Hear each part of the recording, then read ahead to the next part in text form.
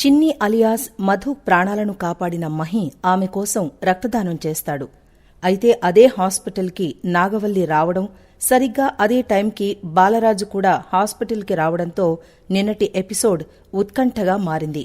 ఇక ఈ రోజు రాత్రి ప్రసారం కాబోయే ఎపిసోడ్లో ఏమైందంటే, మహిని హాస్పిటల్ నుంచి బయటికి తీసుకొస్తూ ఉంటుంది నాగవల్లి. సరిగ్గా అప్పుడే ఆటో దిగుతాడు బాలరాజు. ఒకర్ని దాటుకుని ఒకరు వెళ్లిపోతారు కాని ఒకరినొకరు చూసుకోరు. హాస్పిటల్లో ఉన్న మధు మెల్లగా కోలుకుంటూ ఉంటుంది. ఆమె తల్లిదండ్రులు సపర్యలు చేస్తుండగా అసలు తండ్రి బాలరాజు హాస్పిటల్కొచ్చి డాక్టర్ దగ్గరికి వెళుతూ ఉంటాడు. సరిగ్గా అప్పుడే తన తండ్రి బాలరాజు గురించి రూపా సుబ్బులతో చెప్తూ ఉంటుంది. 10 ఏళ్ల క్రితం నేను అమ్మ వెళ్లి నాన్నని జైలు దగ్గర వదిలిపెట్టొచ్చాం. అదే నాన్నని చూసిన ఆఖరి చూపు అని అంటుంది. ఆ తర్వాత మీ నాన్న ఎక్కడికెళ్లాడో మాకు తెలీదు కదా అని సుబ్బు అంటే, మళ్లీ మా నాన్నని ఎప్పుడు చూస్తానో ఏంటో అని అంటుంది మధు అలియాస్ చిన్ని. దాంతో సుబ్బు, అవునమ్మా, నీకు అబద్ధం చెప్పాను. నేనసలు జైలుకే వెళ్లేదు. కావేరి అమ్మకిచ్చిన మాట కోసం ఆ రోజు అబద్ధం చెప్పాను. అంతే తప్ప మీ నాన్నని నీకు దూరం చెయ్యాలని కాదమ్మా. నన్ను క్షమించు తల్లి అని దండం పెట్టి కన్నీటి పర్యంతమవుతాడు సుబ్బు.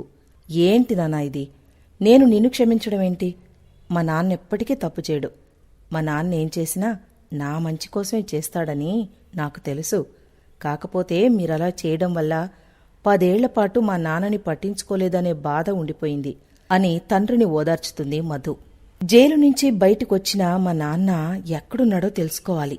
నాన్నని ఒంటరిగా అనాథలా వదిలేస్తే ఆయన కూతురిగా పుట్టిన నేను చచ్చిపోయినట్టే అనంటుంది మధు. ఇటు బాలరాజుని పరీక్షించిన డాక్టర్ ఆ రోజుకు అక్కడే ఉండాలని చెప్తారు. దాంతో అదే హాస్పిటల్లో అడ్మిట్ అవుతాడు బాలరాజు. అటు మహికి తగిలిన గాయాన్ని చూసి అల్లాడిపోతాడు దేవేంద్రవర్మ. ఆ చిన్ని గురించి త్వరలోనే తెలుసుకోవాలి బావా, లేకుంటే మహి మనకు దక్కడు.